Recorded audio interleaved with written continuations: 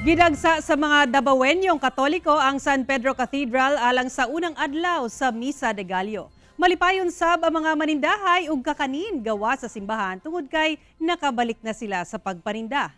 Anay report ni Argil Relator.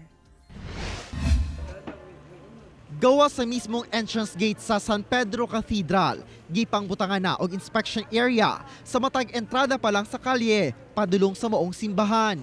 Kini aron mahimong hapsay ang dagan sa mga Dabawenyong Katoliko sa ilang pagtambong sa Misa de Gallo.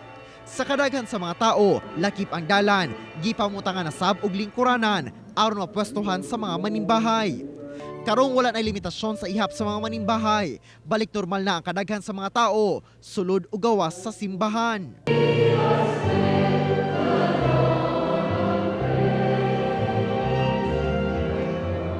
Unang Misa de Gallo, gipahigayon alas 3 sa kadlawon, samtang alas 4:30 sa kadlawon ang ikaduhang misa nga gipangunahan mismo ni Davao City Archbishop Romulo Valles. More than that, our desires inside us, in our hearts, ang mas importante, ang mga damgo sa kinabuhi. In Jesus and with Jesus, that will be fulfilled. And that will bring us the usual greeting. Merry Christmas, Happy New Year, Blessed Christmas, joy and peace. Sagad sa mga manimbahay, mga magkabanay, magpares, maghigala ug mga magsilingan. Mapasalamaton sila nga nabalik na gayod sa face-to-face ang Misa de Gallo. Pangamuyo nila. Salamat sir sa mga grasyang yatag sa mo. Salamat po kayo, kamataming buntag sa iyo kay padayan mo siyam gabi. Panata na ginin mo, sir. Bagay kayo magtiayon mo sa Kuan man gud nanda man gud sa kung pagkabatanon gud nga pag after kanang December 16 mag simba jud mi. Sa akong pagkaidaron nga na matarong na ko akong pag sa akong mga bata ba. Okay nang tanan, peace, tapos good health sa tanang tao, especially po sa akong family.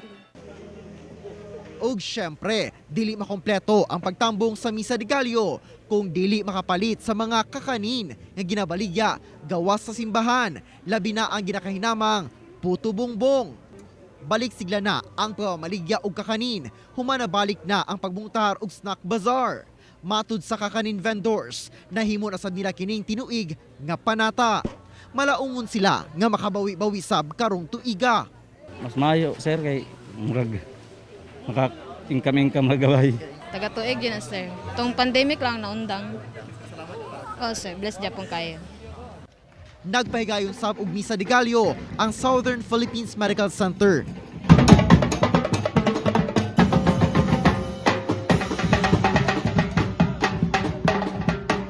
Human sa misa, dunay drummers nga nagperform dungan sa pagpasiga sa ilang Christmas lights ug lanterns.